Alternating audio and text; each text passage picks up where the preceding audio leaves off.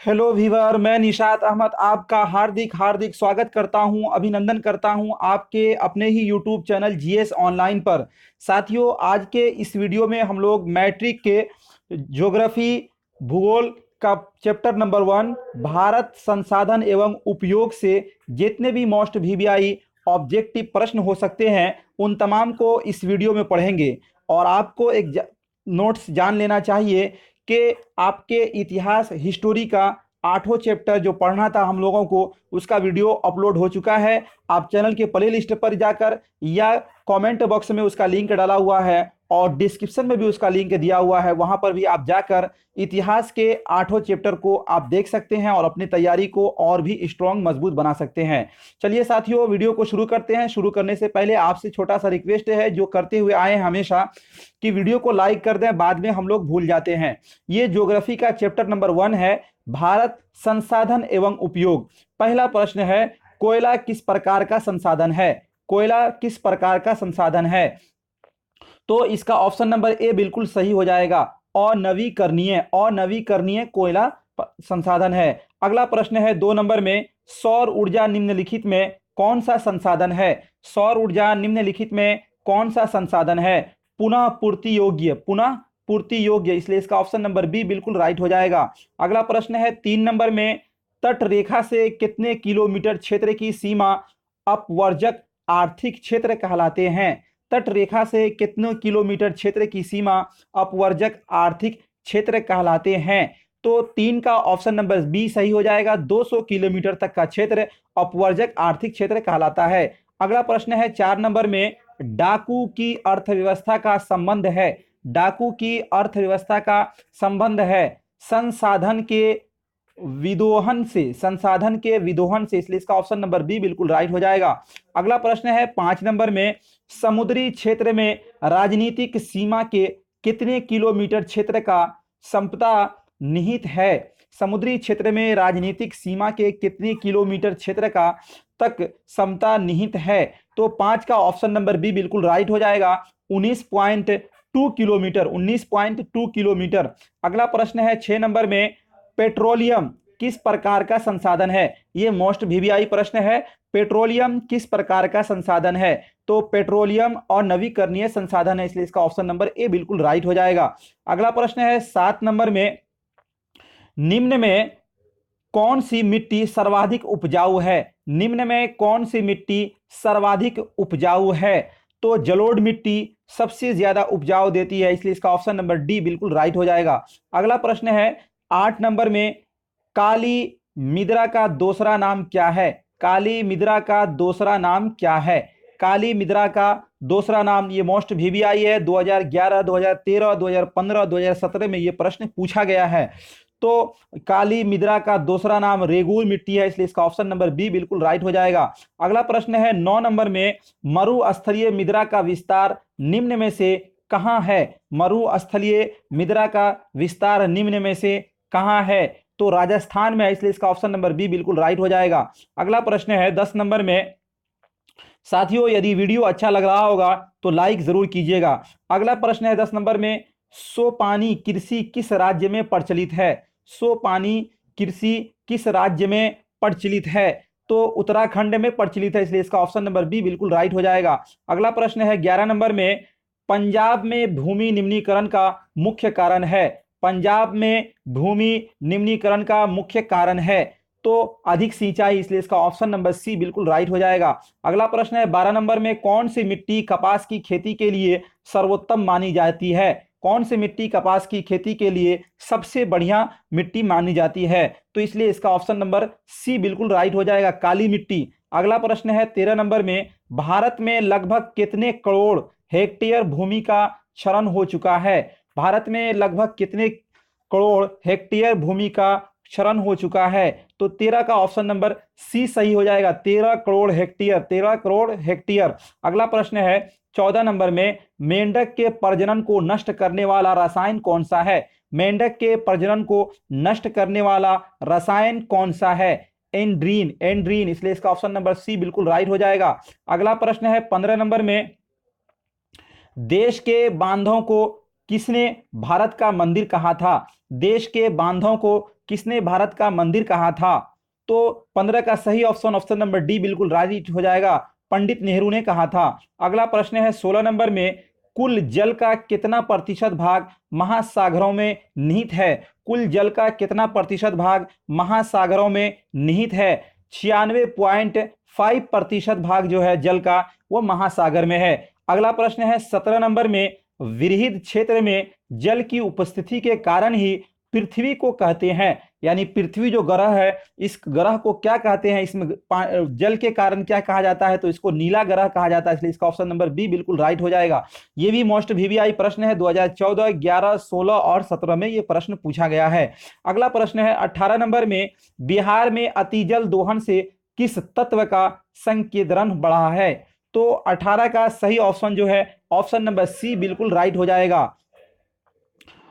अब 19 नंबर प्रश्न है,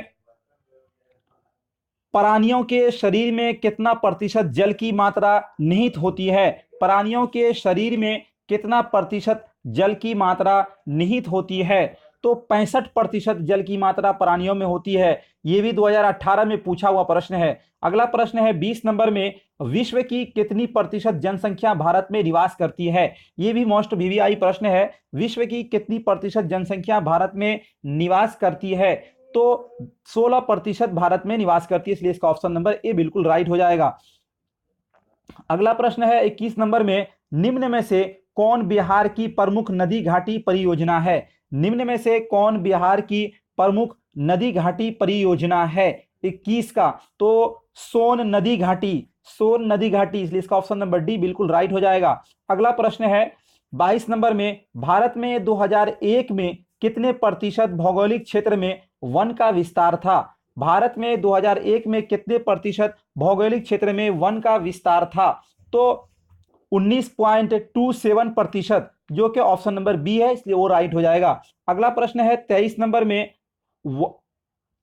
वन स्थिति रिपोर्ट के अनुसार भारत में वन का विस्तार है। वन स्थिति रिपोर्ट के अनुसार भारत में वन का विस्तार है, तो इसका ऑप्शन नंबर ए बिल्कुल राइट हो जाएगा, 20.60% भौगोलिक क्षेत्र में। अगला प्रश्न है 24 नंबर में, भारत में बिहार में कितने प्रतिशत भौगोलिक क्षेत्र में वन का फैलाव है? बिहार में कितने प्रतिशत भौगोलिक क्षेत्र में वन का फैलाव है? तो 7.1% क्षेत्र में, इसलिए इसका ऑप्शन नंबर ए बिल्कुल राइट हो जाएगा। अगला प्रश्न है 25 नंबर में, पूर्वोत्तर राज्यों के 188 आदिवासी जिलों में देश के कुल क्षेत्र का कितना प्रतिशत वन है?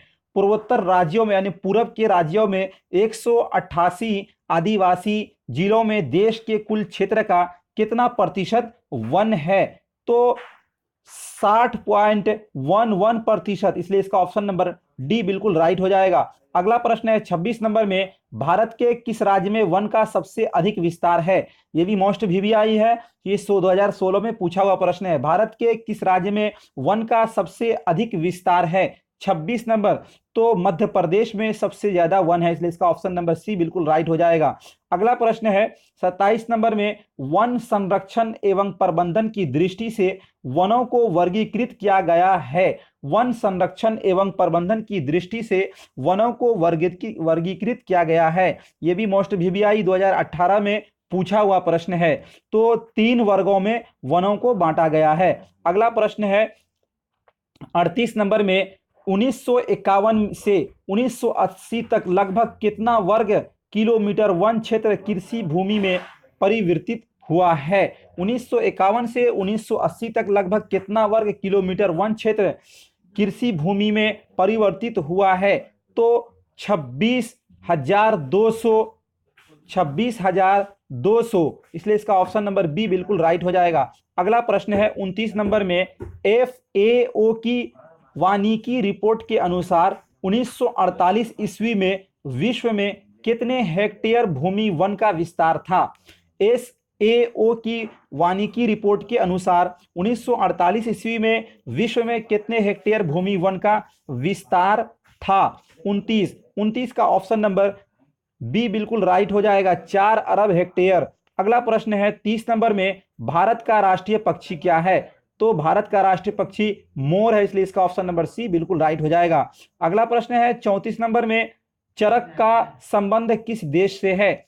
चरक का संबंध किस देश से है? तो म्यांमार से, इसलिए इसका ऑप्शन नंबर ए बिल्कुल राइट हो जाएगा। अगला प्रश्न है 32 नंबर में, टैक्सोल का उपयोग होता है, टैक्सोल का उपयोग होता है, टैक्सोल का उपयोग होता है तो कैंसर में होता है, किसमें होता है? कैंसर में होता है। अगला प्रश्न है 33 नंबर में, विश्व पर्यावरण दिवस कब मनाया जाता है? विश्व पर्यावरण दिवस कब मनाया जाता है?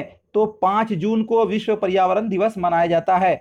अगला प्रश्न है 34 नंबर में, संविधान की धारा 21 का संबंध है, संविधान की धारा 21 का संबंध है वन्य जीवों तथा प्राकृतिक संसाधनों के संरक्षण से, वन्य जीवों तथा प्राकृतिक संसाधनों के संरक्षण से। अगला प्रश्न है 35 नंबर में, प्राकृतिक संसाधनों के संरक्षण हेतु 1968 ईस्वी में कौन सा कन्वेंशन हुआ था?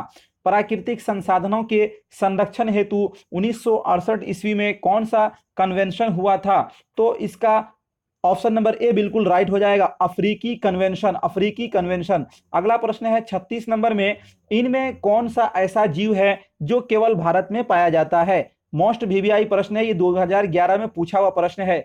तो घड़ियाल ऐसा जीव है जो सिर्फ और सिर्फ भारत में ही पाया जाता है, इसलिए इसका ऑप्शन नंबर ए बिल्कुल राइट हो जाएगा। अगला प्रश्न है 37 नंबर में, किस खनिज को उद्योगों की जननी माना गया है? किस खनिज को उद्योगों की जननी माना गया है? तो लोहा को, लोहा को, इसलिए इसका ऑप्शन नंबर सी बिल्कुल राइट हो जाएगा। 38 नंबर प्रश्न है, निम्न में से कौन लौह अयस्क का एक प्रकार है? निम्न में से कौन लौह अयस्क का एक प्रकार है? 38 नंबर, तो हेमेटाइट, हेमेटाइट, इसलिए इसका ऑप्शन नंबर सी बिल्कुल राइट हो जाएगा। अगला प्रश्न है 39 नंबर में, भारत का सबसे बड़ा लौह अयस्क उत्पादक राज्य कौन सा है? भारत का सबसे बड़ा लौह अयस्क उत्पादक राज्य कौन सा है? तो कर्नाटक, इसलिए इसका ऑप्शन नंबर ए बिल्कुल राइट हो जाएगा। अगला प्रश्न है 40 नंबर में, भारत में लगभग कितने खनिज पाए जाते हैं? भारत में लगभग कितने खनिज पाए जाते हैं? तो 100 खनिज, इसलिए इसका ऑप्शन नंबर सी बिल्कुल राइट हो जाएगा। अगला प्रश्न है 41 नंबर में, इनमें कौन लौह युक्त खनिज का उदाहरण है? इनमें कौन लौह युक्त खनिज का उदाहरण है? मैग्नीज, इसलिए इसका ऑप्शन नंबर सी बिल्कुल राइट हो जाएगा। अगला प्रश्न है 42 नंबर में, इनमें कौन अधात्विक खनिज का उदाहरण है? इनमें कौन अधात्विक खनिज का उदाहरण है? तो अर्भरक, इसलिए इसका ऑप्शन नंबर डी बिल्कुल राइट हो जाएगा। साथियों, ये था आपका चैप्टर नंबर 1 भूगोल ज्योग्राफी का, जो कि भारत संसाधन एवं उपयोग से चैप्टर नंबर 1 के जितने भी मोस्ट वीवीआई प्रश्न थे, इन तमाम को इस वीडियो में जमा किया गया। उम्मीद करता हूं साथियों ये वीडियो आपको अच्छा लगा। यदि अच्छा लगा तो लाइक और शेयर जरूर कीजिएगा और चैनल को सब्सक्राइब कर बगल में घंटी वाले आइकॉन को प्रेस कर नोटिफिकेशन को ऑन कर दें, ताकि जो भी वीडियो मैं डालूं सबसे पहले आप तक पहुंचे। बहुत बहुत धन्यवाद, शुक्रिया, थैंक